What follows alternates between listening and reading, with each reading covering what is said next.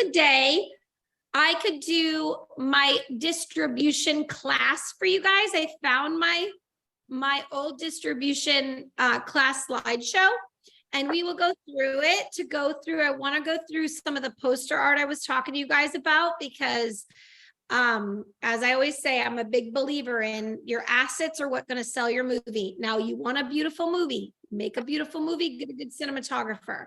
But the only thing that's going to sell your movie is your marketing. So I wanted to go through my distribution class, and we might skip some of the stuff that's not that important, but I wanted to get to show you the different kind of posters that the distribution company made or what we made, so you can see the difference, so that you can jump ahead of the mistakes I made that you don't need to make.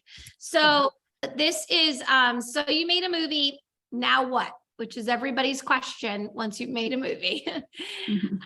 And I cover avenues to distribution, how to get a distributor's attention, and how we did this for our films. And then, like I've said before, to get distribution, you must get noticed. Stuff we've talked about in earlier classes, like finding your passion and putting it into a very marketable genre, because there is so much noise out there, you guys. I was looking at stats today for our mentorship of like how many movies go to Sundance, and I'm like, oh my gosh, it's just getting crazier and crazier, that content, and we've talked about this. The 3 things that you need is a poster, a trailer, and a finished film. And then why do you want distribution, which is kind of changing too, but a distribution company has connections to big box stores and video on demand outlets. They have the resources to release your film. So they're going to pay for the DVDs to get made and ship all over. They're going to get your movie on Amazon and iTunes and Tubi or wherever you're going to go. And then hopefully you're going to get a potential for an upfront sale. I had a meeting with a guy today about how to get he was asking, how do you get these on platforms? Well, you need an aggregator. So even if you don't have a distribution company, you have to have an aggregator. They say you can put your movie on Amazon Prime. You really can't. We tried with our film At Your Own Risk.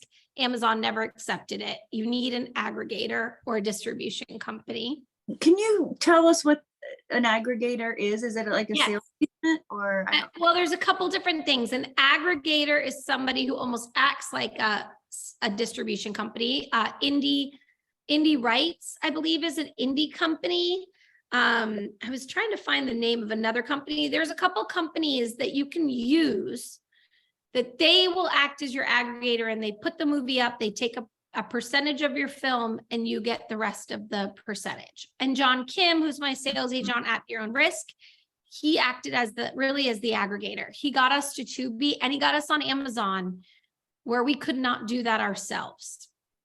So a distribution company is going to be a little bit different, because a distribution company is going to buy all the rights to your movie. They own your movie. And then it's up to them where they put the movie in the platforms. Whereas an aggregator, you can work with them and say, I want my movie on Tubi. I want my movie here. You have a little bit more control. Once you sell it all out to a distribution company, the movie now belongs to them, and there's not much say you can have. Now, I have a great sales agent. Even today, our movie Switched just ran up its 2-year contract on Netflix.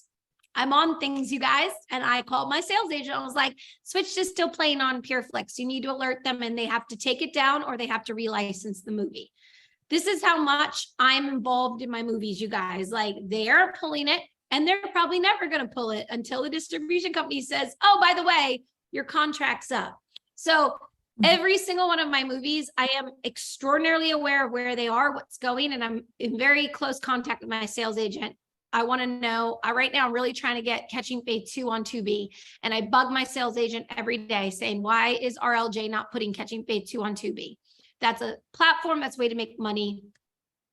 So this is why you have to love what you do, you guys, because you're going to be in these movies forever. And I watch it and I want to know what's going on. So I literally today alerted my sales agent that right now we have a platform that has not paid and they're still showing our movie. So anyway, but I can't go to, for Switched, I don't have a connection to Vertical Entertainment. So I have to go through my sales agent. I have to go through Ryan Keller. So, but Ryan knows vertical and works there, so he can literally make a phone call in 2 seconds. Whereas RLJ, we have a little, that's Catching Faith 1 and 2 and Home Sweet Home. That's harder to get to RLJ. They never call us back. You know what I mean? So how you can get in front of a distributor, you can you can go through film festivals, sales agents, or direct contact. I had a producer the other day asking me how they could just go sell their movie without a sales agent. And I said, you need an entertainment lawyer and you need a really good connection, because usually they're not going to talk to the filmmaker. They're going to assume right away that you have a small movie, because they're like, why would you not have a sales agent? Or you can meet them at a film festival. So I have a little stats on film festivals. Not there's anything wrong with film festivals.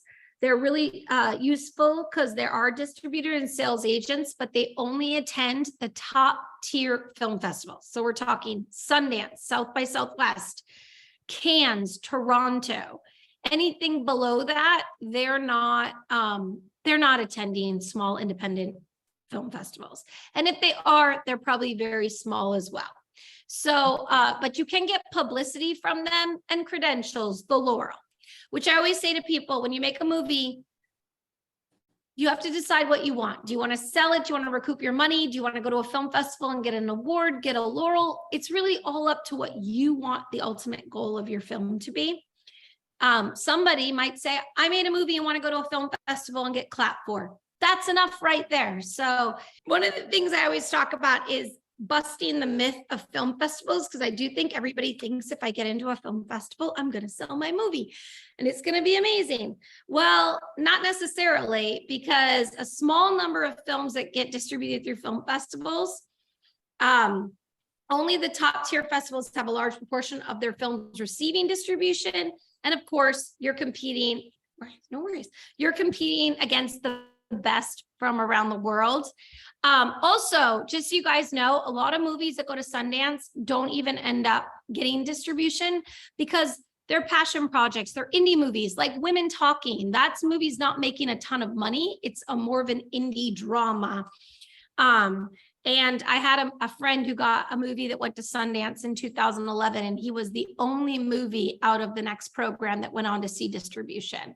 So, because a lot of times Sundance movies don't sell to the masses, and distribution companies are looking to make money.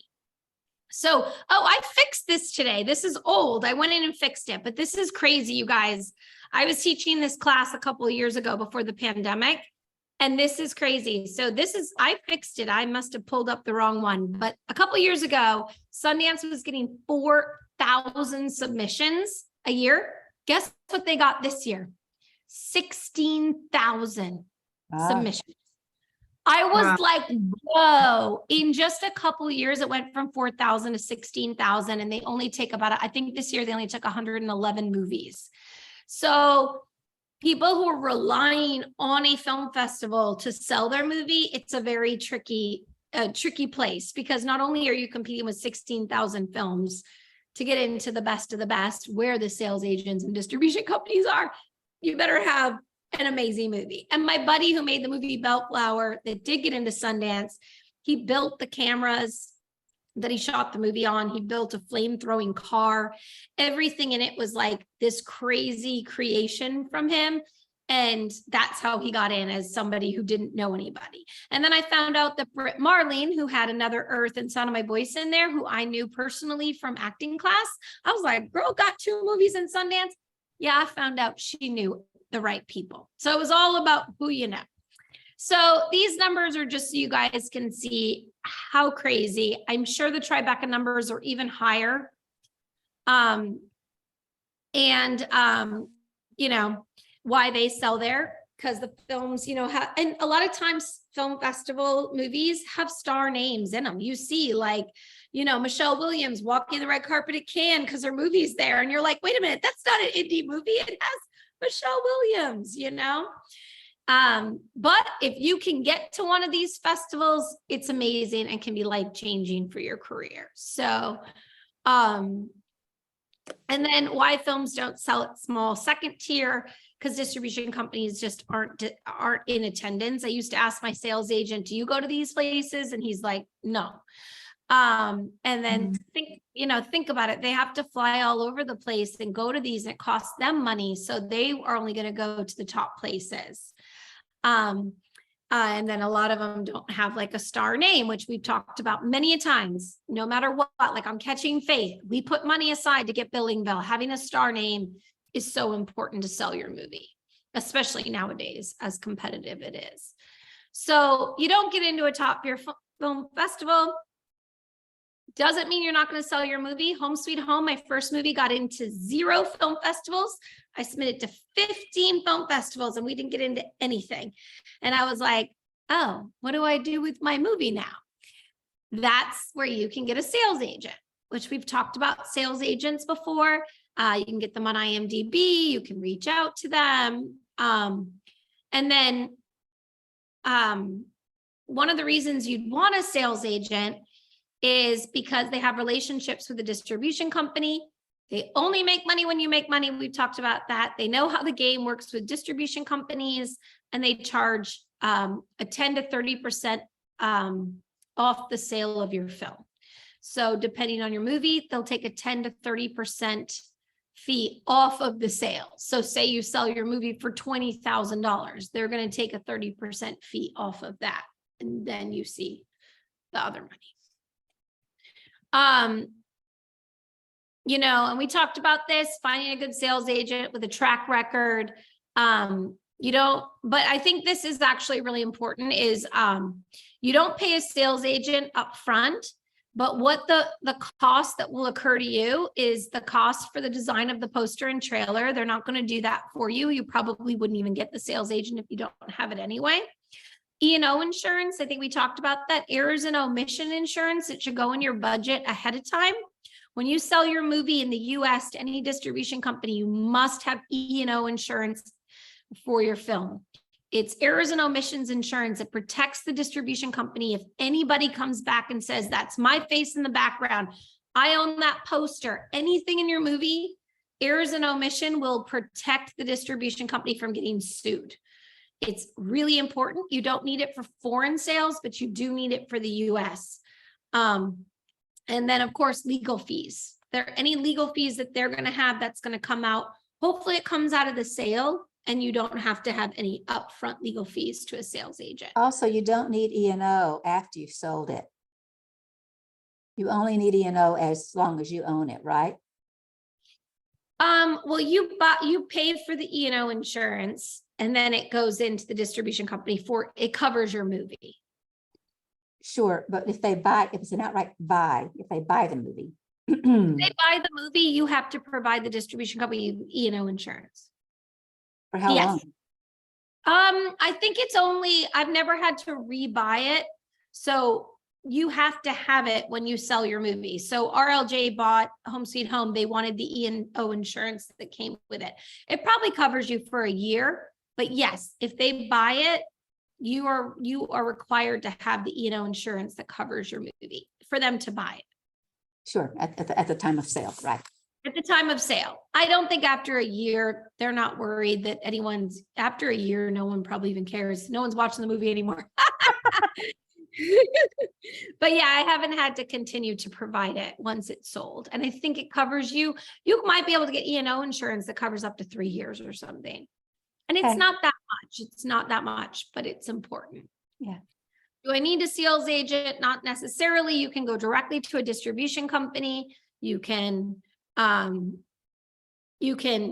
email the distribution company. You can meet them at American Film Market. Obviously, if you have a connection to them through a personal, but you would need an entertainment lawyer who is outstanding, because I have seen the contracts that come in from the distribution company and I wouldn't know how to navigate it. And I wouldn't know how to deal with that because I'm a filmmaker. So an entertainment lawyer would be key if you wanted to make your own sale to RLJ Releasing or PureFlix or anybody. But you can do it yourself. You don't have to have a sales agent. and how to get in contact with a distribution company. You can make a connection through a film festival, events, or anywhere you can find a distributor hanging out. My partner, John, met all the guys from Blumhouse at a film festival. So you never know. Look them up online. Everybody is on IMDb Pro. You can find vertical entertainment. If you have a really weird indie, like, not weird, that's Oscilloscope Lavatories. That's what Bellflower sold to. Like, look up what kind of movies sell to what kind of distribution companies. Don't sell a horror to PureFlix, and don't sell a faith-based to Oscilloscope Lavatories.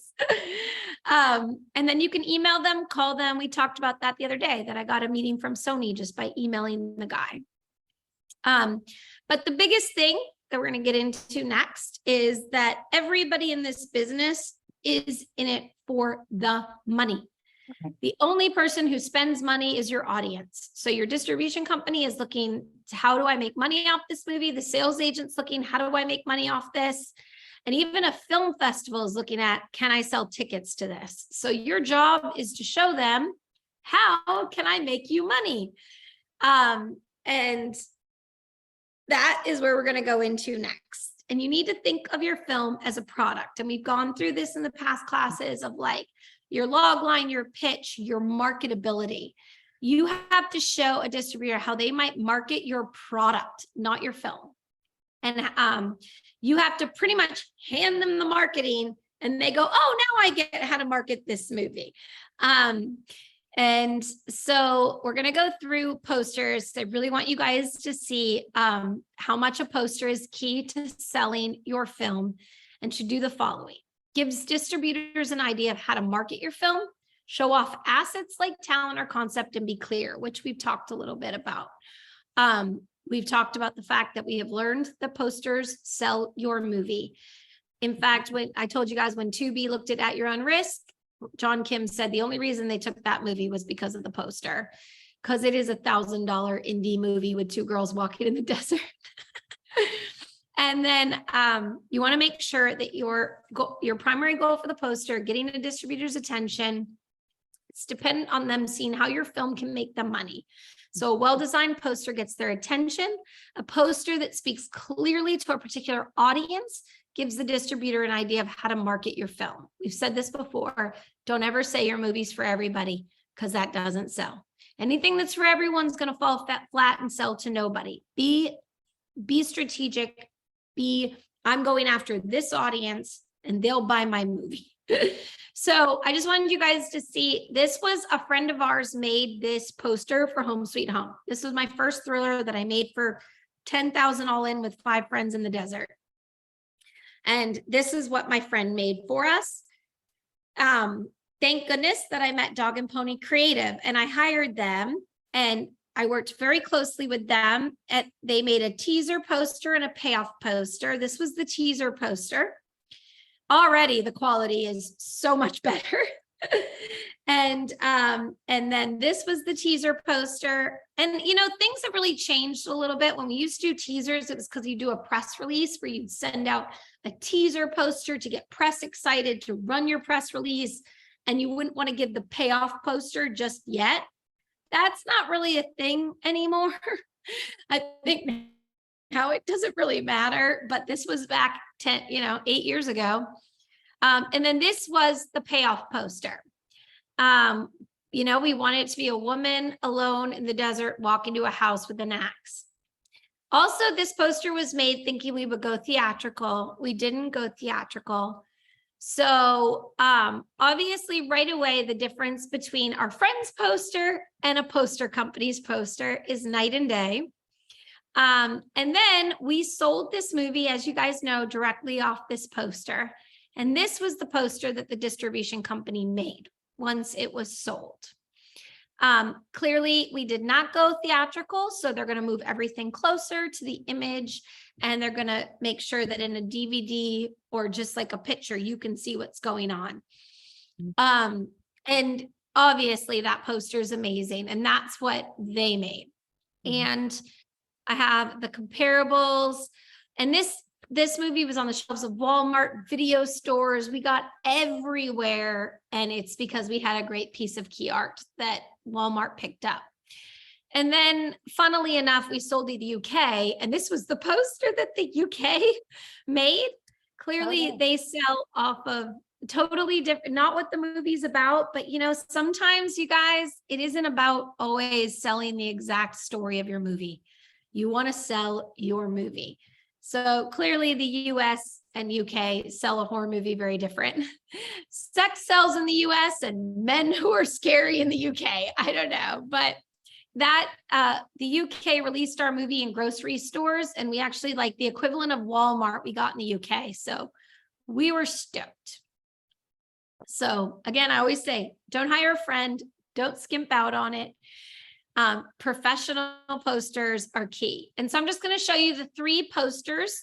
At this point, Home Sweet Home, I didn't know Dog and Pony.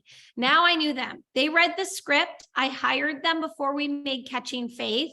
And we created boards and comped ideas that then I could shoot on set of the actors. This is my first movie where I knew to do that ahead of time. So that's Lorena. She literally, well, we put her on a football field, but we photoshopped the rest. But that's Lorena. And these were the 3 ideas that we all came up with. And I'll go through them again. These are the 3 ideas that we made. All these posters, we made them. This is the poster that RLJ Releasing bought the movie off of this poster. Boom, bought it. $250,000 sold off the poster. Funnily enough, when the movie came out, they went with this poster. So they must have taken this internally into their marketing, and they decided out of those 3 posters, they were going to go with this. They were going to go with Tim Tebow praying on the field and hitting that audience. I was just disappointed because I think it took a little time for women to know it was for them, whereas this is clearly female driven. But once women knew it was for them. Then we went off and made Wish for Christmas, and we made 2 posters again. Thank goodness, because Joey Lawrence and Lee Allen Baker would have been so expensive to bring them in. We shot these, the day of the ball, I pulled them and did all the on-set photos with them. And we did this concept because it was a magical wish movie about a girl who wishes her parents' faith away. We did that one, which is still my favorite poster. And we did this one. We did 2 posters. And when we ended up getting with PureFlix, they didn't like the magical element of it and thought it was too magical and and we were like, that's too bad, because it's not. It's a faith-based film. So PureFlix did buy it off of this. Clearly, they also wanted to sell it off the stars, Joey Lawrence, Lee Allen, and Bill. That was the official poster that ended up going, that they used. So I think my cursor got messed up. They took this and just made that. So I don't know if they charged us, because I'd be really upset if they did. Because really, they didn't change much. But as you see, that gives you an idea of just sort of now that we have a professional poster company, and they don't change it.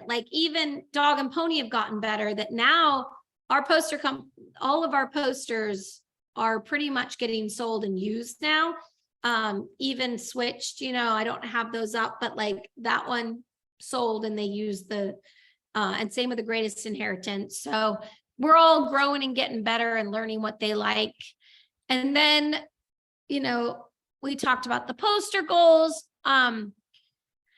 So your next thing is the trailer. And the reason I'm going to show you Home Sweet Home's trailer is because it's the only movie that we didn't hire a professional trailer company, because after Home Sweet Home, we knew to hire a professional trailer company, because it's really important. It's so different for a director or somebody in-house to do a trailer versus somebody who actually does it as a job and is hired to watch your movie and go, what are the elements that will sell this movie? So I'm going to show you the director's trailer. Now, we did sell the movie, so it worked, but it was the last time we ever did our own trailers. And I'm going to show you the director's trailer, and then I'm going to show you the distribution company's trailer. So, all right.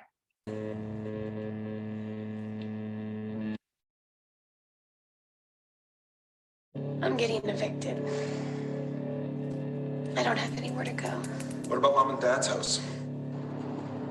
Why don't you come down here, clean the place up, organize it. We can put it on the market, and you can do whatever you want with your half.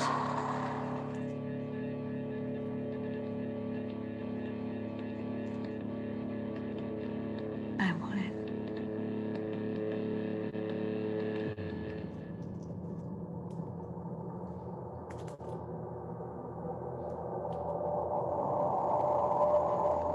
Two crazy people I met earlier today are trying to break into my house. Wait, slow down. What happened? Gwen, I'm upstairs. Where are you?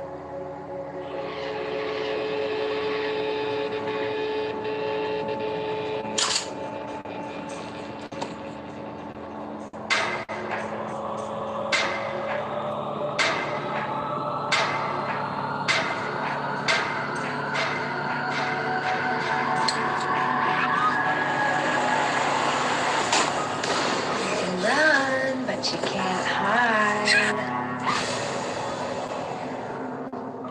I see you never truly know someone until they're just about to die.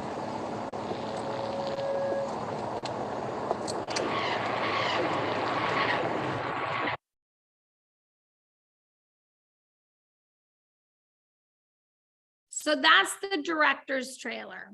This is what the distribution company made.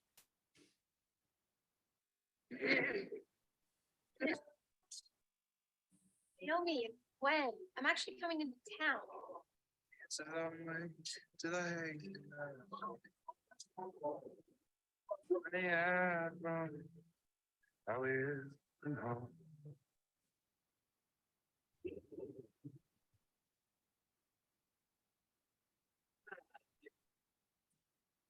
Hello?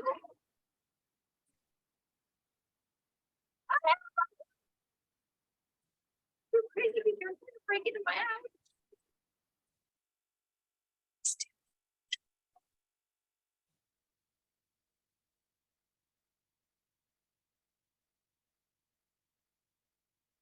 You know, I see you never truly know someone until they're just about to die.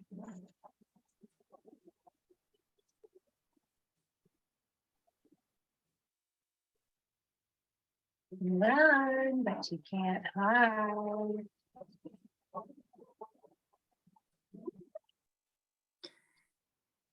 Scary. What? Scary. Scary one. As you see, we definitely, the director pulled out the right moments that they could use, but they spruced that up. And obviously you'll see they use words. That's a big thing in trailers now, is using some words, and like that was a lot more flashy and exciting than the director's sort of indie take on the movie. They made it higher quality. They pulled every shot they could to make it look like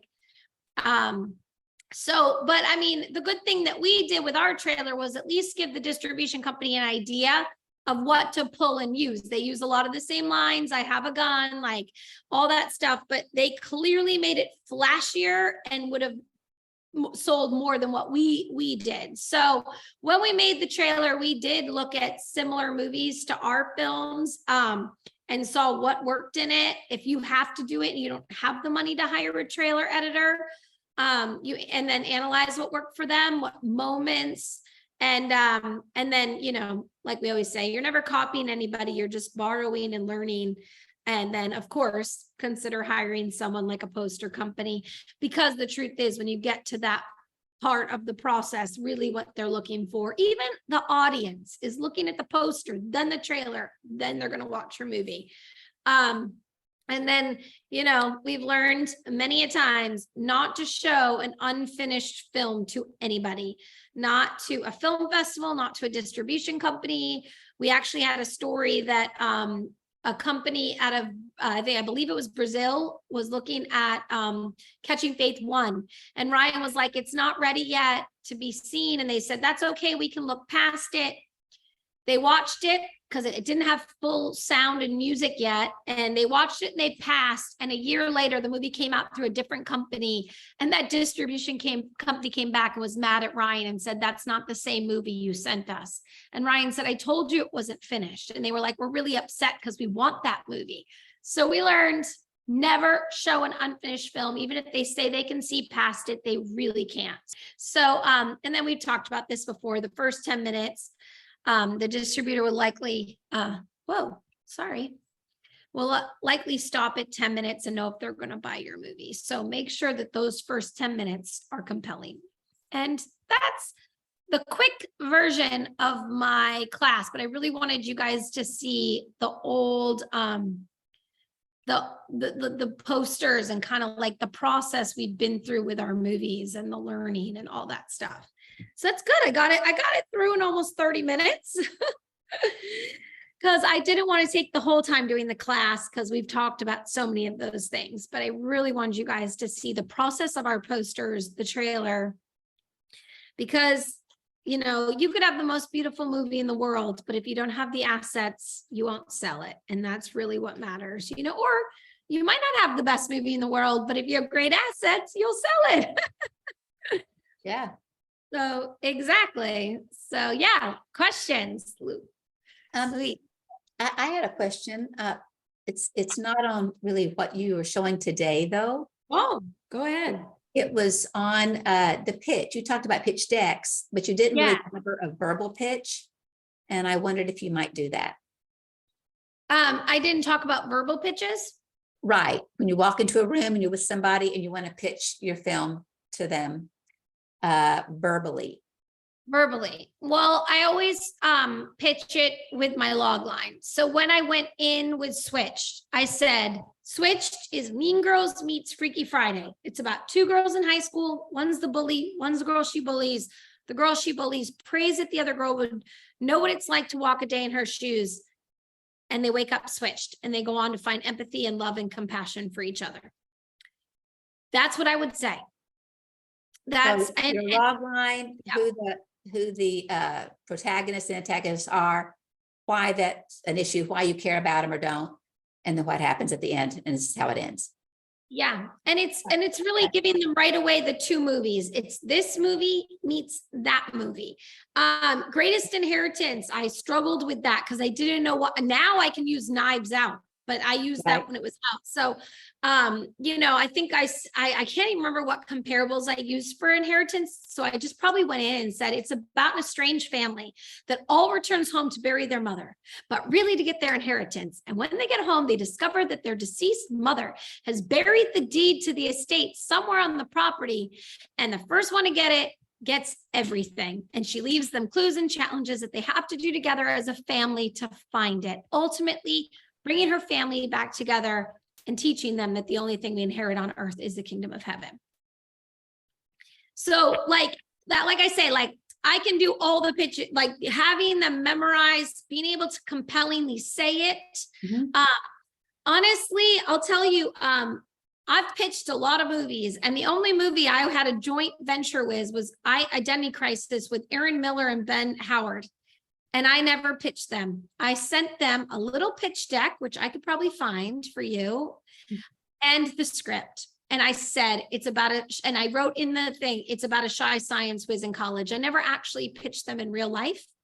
I did it all through, nowadays, everything's an email. So, but I still gave them the log line along with a very small pitch deck, because Andrea and I at the time didn't have a big pitch deck with the script. But they loved the idea of a shy science whiz who clones herself in college. So funny, I've gone in and pitched it, and the one I actually got the deal for was the one that I just sent an email. So, wow. Okay. But that's it. I mean, to me, it's like, they're going to know right away in your first sentence, if you can hook them with that line. It's two girls who switch bodies. It's a girl who clones herself. It's a family that's fighting for money. If you can make it so compelling in a sentence, they know right there if they want it or not. Mm-hmm. They don't need any more than that, because that's the story, right? When getting E&O insurance, I don't know the details of, like, you know, these very niche parts of the industry. when getting E&O insurance, do they do their due diligence before they give it to you? Like, do they go through the script and make sure like there's no copyright violations or? No, they just. Well, You know. no, you can actually just hire them and buy them, and they're probably just volume versus how many times they get sued. Mhm. Okay. I mean, you can look it up and find an E&O insurance that can cover your movie. And really, it's really hard to sue a movie because I mean, so much is fair trade, fair use. I took a class all on fair use. Like, truthfully, you can use an Apple product in your movie as long as you're using it for the intended purpose of why they made it. Oh. So if you take a skateboard with a name out of a company and you use it to smash someone's head in, they can sue you. If you use it for a kid to skateboard up and down a ramp, you can use it as long as it's used for the intended purpose and it isn't being derogatory towards the company. So we have Apple products, we have Volkswagen shirts. People are like, you can't use that. No, you can absolutely use anything you want. So really the E&O insurance is covering, go make sure your artwork is covered. Don't use people's artwork. That could get you in trouble because if it's all of our artwork is original from people who've given it to us. Yeah. But really It's when more it comes locations, permissions, known establishments, a television show.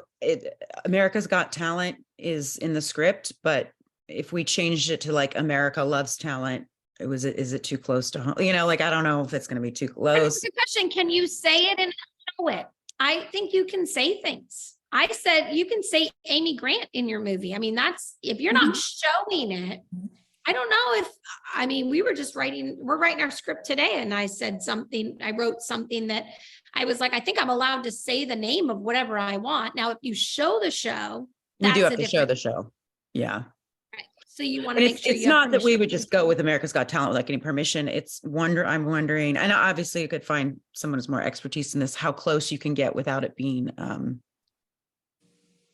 too similar, America Has Talent. Well, I used to work for the asylum. They took movies and ripped off movies. So it was like Transformers, they made Transmorphers, or Pirates of Treasure Island, they made Pirates of Treasure Cove. And they got away with that. So, wow. And they tried to sue them and they couldn't win because changed one word.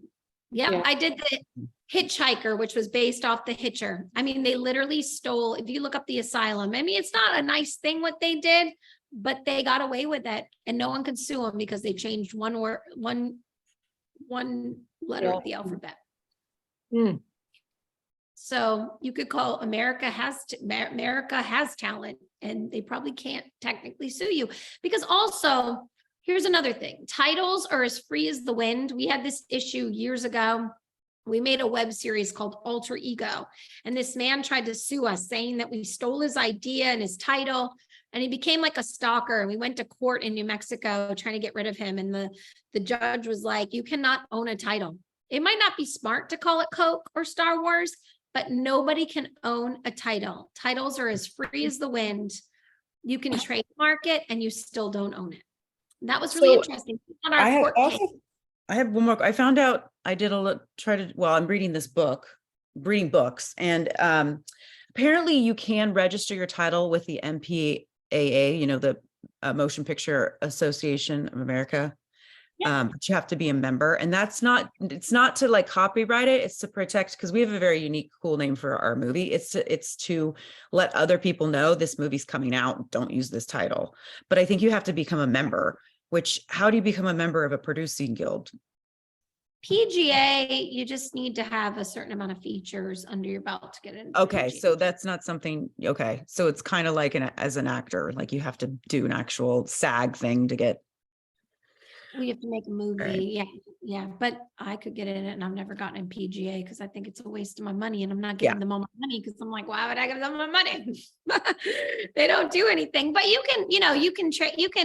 do want to copyright your feature. You want to copyright it with the Copyright America, US copyright offices. You can also copyright it with WGA. And you need to deliver that to the distribution company. So the sales agent, you've talked about distributor, sales agent. I understand the difference. Sales agent versus aggregator. Yes. Are they Yes. the same? Yeah, things are changing so fast. I'm trying to keep up with it. Well, all right. So a traditional sales agent would sell your movie to a traditional distribution company or get you a deal with Netflix. Okay. But an aggregator, and John, I was surprised to meet this man, John Kim, who is a sales agent, but he does not take your movie out to sell it to a major distribution company. He can act as an aggregator, like an Indie Rights or these places like Right. Distributor before Distributor went belly up. Distributor acted like an aggregator. I'd have to do some more research, but when I met John Kim, I was like, whoa. He's like, I don't sell your movie to a major distribution company. I'll take it out for you and get you the deal, and I walk away and you get all the money for your movie. He happens to be a Christian, and he happens to be a super honest guy that I'm so glad I met him.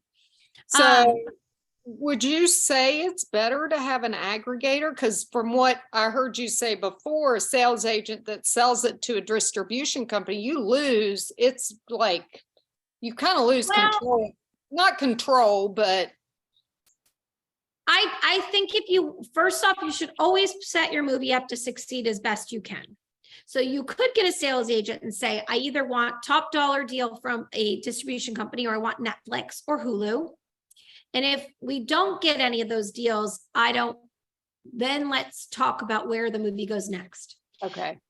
So if I was going backwards now, I might work with Ryan and say, okay, Ryan, if we don't get these 4 platforms or this deal, let's halt. Okay. I might not want to sell it to RLJ releasing at this point, knowing what I know now. But you need the sales agent to get you to the major distribution companies or to the I cannot get my movie to Netflix. And everybody wants to say that they can. No, you need a connection through somebody legit who can walk you into Netflix. Okay. So you just really need to decide, and what level is your movie on? Like, is my movie just going to Tubi and I walk away and take the money I make off Tubi?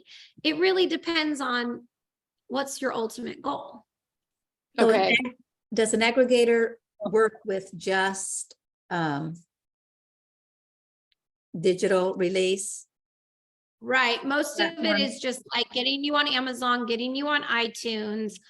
They're not going to get you a DVD deal because the aggregator would have to pay for all the DVDs. That's where and this is where things are changing because, RLJ and Vertical and PureFlix were so good to us because they did the full DVD release. I could never afford 20,000 DVDs to make and put in Walmart. They upfront that cost. So now we're kind of moving out of DVDs. Yeah, these are great questions because you guys, it's changing. As like my new movie now, I'm watching how this works because I'm like, oh my gosh, it's so different this year. Greatest Inheritance was our first movie that went out without a DVD. And that sucks because DVDs is how we made money. Yeah. I was wondering, is there still a market for those in Walmart and everything? Do people still buy them? I've heard from Inside Scoop that the numbers on DVDs are down, that's making it not worth you have to if you get a full order from Walmart, you have to provide Walmart with all of it, and they have a buyback deal. So if you don't sell it, you have to buy your movie back. So then everyone's going to start looking at risk versus reward. Yeah. And we decided on Inheritance not to risk having to buy back 20,000 DVDs. But honestly, I'll tell you guys, Amazon is our #1 seller. If we're not on Netflix, everyone buys our movies on Amazon. We sold like 150,000 units the first month on Amazon for Inheritance, and we sold like 2,000 on iTunes. So Amazon's like the same as iTunes. It's just two different same price, just 2 different platforms. Yeah, it's just the faith audience is on Amazon and they're not buying their content on iTunes. Yeah. But Home Sweet Home or At Your Own Risk is more apt to sell on iTunes and Amazon. It's very interesting. It's where your audience is going for the kind of movie they're looking for. What about Google Play? Is that same kind of thing? Google Play, that's all anything like that. All of our movies, because all of our movies are owned by distribution companies, they're on all those platforms. Okay. Google Play, Vudu, they're everywhere. Like, because the distribution company has the relationship to get it onto all of them. So for the aspect of like multiple producers, I understand how there's multiple producers for executive producing, but then what about other producers? How does that split up per se? It's a great question. Split up money or workload? What's like? Both. Yeah, Both. no, that's a really good question. We have a lot of producers on our movie.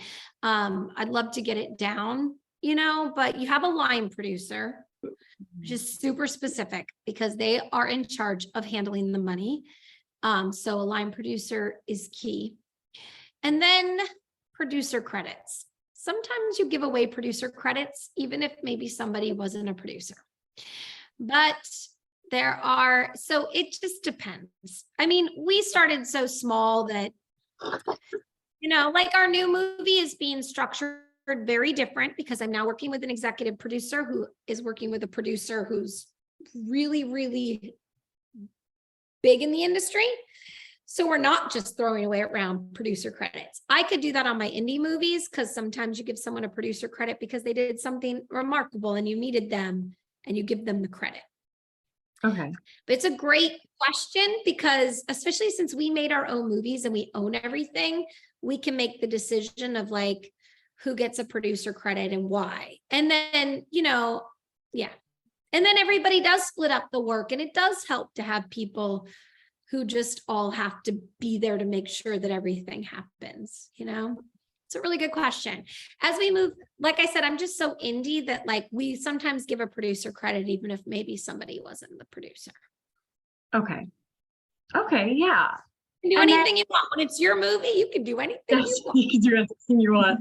I raise money and it's my movie. I can give everyone a producer credit, Yes. I've never really gotten really hung up on credits. We give credits away like the wind because really it's about making a movie. And some people don't. They're like, I'm not going to share a producer credit. I'm like, well, if that person brought in 6 free locations, give them a producer credit. It's just a credit. And then people get upset about sharing cards. I'm like, I could care less. It has never mattered in my career if I share cards with 5 other producers. It's still, I made the movie and the movie got out there. So I was just wondering with the aggregator, David Kim, is his name David Kim? What is John Kim. John Kim, what is his incentive? Because he's not getting a sales fee. So what's his incentive? What's an aggregator? No, he does. He takes a percentage. He takes a percentage. Yeah, he gets his 30%. And I believe he takes a small fee off everything we make. Okay. Like, I don't know if it's 30%. I just got one of my reports, but he takes a little bit. But he doesn't take what the distribution company takes. Like when the money, say we made $100 on Tubi in a month, he takes his little percentage and we'll get like $90 and he'll get 10 off of everything forever. But it's worth it because he's also dealing with all the money. He's collecting the money from it and then he's paying us out. So so how is that different from a sales agent? Because he's not selling it to a distribution company, he's selling it to different individual platforms directly. So a sales agent is only going to take 30% off the sale of the movie because they're doing a one-time sale. Okay. So Vertical Entertainment, so say RLJ Releasing bought Catching Faith 1 for $250,000. Ryan took 30% of $250,000 and that was it because they own the movie. John put our movie on a platform and he gets 30%, he gets a percentage of every dollar that comes in forever. Okay, so it just depends on how many platforms he can get on versus the distribution company, which one's going to eventually bring in more money. Right. Yeah, and it's just a different structure. Yeah, because like when you're selling your movie all out to a distribution company, that's it. For 7 to 10, 12 years, they own the movie. That's what I was going to say. You said that you had sold all your movies outright to distribution companies. Yeah. but yet you're getting these residuals from, so is that because they bought them You for? still own the year? back end of your movie. Okay, so if you sell it like to a distribution company, you still own the back end? Yes, yes, yes. Points on the And back end. Sales agent should make you a deal that you still own back end. Okay, Once the distribution company recoups their money, which is, say they bought your movie for 250,000, they get to recoup that 250,000 plus whatever they spent on the DVDs or marketing or anything that they can put against your film. okay. Once they recoup all that, then you get money back for the movie. For And they you. get a percentage, point- they get a percentage and you get a percentage, basically still. Or are they done? Oh, once the they- same. That's where, let me do some research because I don't know because my sales agent became my executive producer who Okay, deals with everything. cost. He should. Dealing So with once the everything. distribution company makes back their money and whatever costs, then you get some back end portion. the They, back end. they get some back end portion too, the distribution company as well. Both of you Yep. split it in some way? Yep. Okay. I know we talked about this streaming. There's no back end on streaming. Okay. So if you sell your movie outright to Netflix, whatever you get outright is all you're ever going to see because they don't have a split profit on Netflix. It is a streaming platform.